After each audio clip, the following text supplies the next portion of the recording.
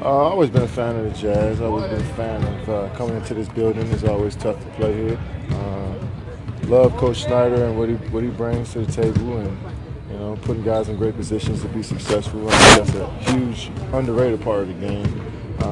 Is how your coach empowers you. You see it with us. You see it with Coach Snyder as well. He's empowered Donovan to go out there and be himself, make mistakes.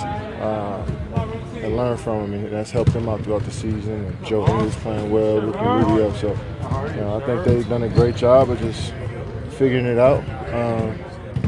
The first half of the season, I felt like they were still trying to find their identity with, Gordon leaving, and just trying to find out how they're going to play. And I think they found it, and it's been working for them. How rare is it to have a rookie be in the position that he's been in, Donovan? It's pretty rare, but it's also rare that you come into a situation that's good. I think you're coming in with veteran players that have been in the league, that hungry. Playing with Ricky Rubio, a guy that's pass first. You're playing with Gobert, who's a defensive center, and Joe Ingles, who can play basketball at a high level, just knows the game IQ-wise, and it helps that he's not playing with a bunch of younger guys that's still trying to figure out the game. He's playing with guys that are very seasoned in the game and know how to play, and then also with a great coaching staff that knows what they want out of him. So it's a great position that he's in, and he's definitely blessed to be in such a great spot his rookie year. A lot of players don't get that opportunity. Your seat's been locked up for a little while now, but you've been playing teams that are fighting for playoff lives, playoff seedings.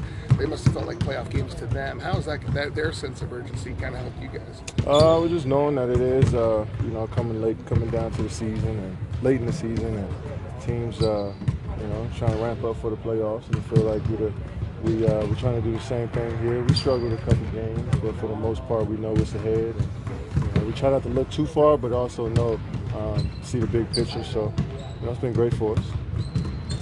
Do you enjoy this as a fan, watching how crazy this Western Conference playoff race has been? Yeah, man. It's for me. I just wish we see who we play.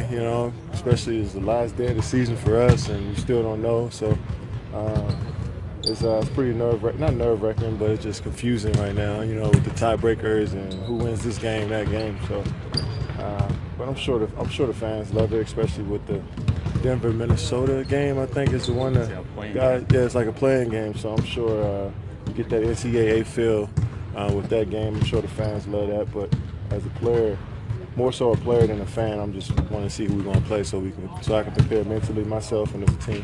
How different is this team, from last year when you faced them, with Hayward and now this year? How different is this team when you face them and game plan against them?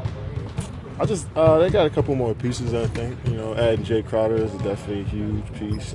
Last year they didn't really have, George Hill was out. He was in and out of the lineup a lot. So now they got a steady point guard that's been there for the whole season and kind of know how they want to play. So that's a huge, that's a big difference from last year as well. And these guys have got better over the year too. You see Joe Ingles being more comfortable. There's a lot of factors that play into it. Last year he was a free agent. He probably was on edge just a little bit throughout the season. Now he's stable and he has a situation where he knows he's going to be here, so he's more free, and that's allowing him to play his game a little bit more. So there's a lot of factors that go into what makes a team different, and you can just see the growth in the players individually as well as the coaching staff.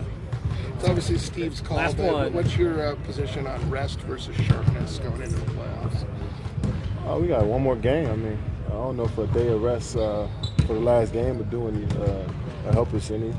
But basketball's a field game and feel-good game as well. So you want to go out there and kind of feel good about yourself and kind of get in the groove. You take a day or two off.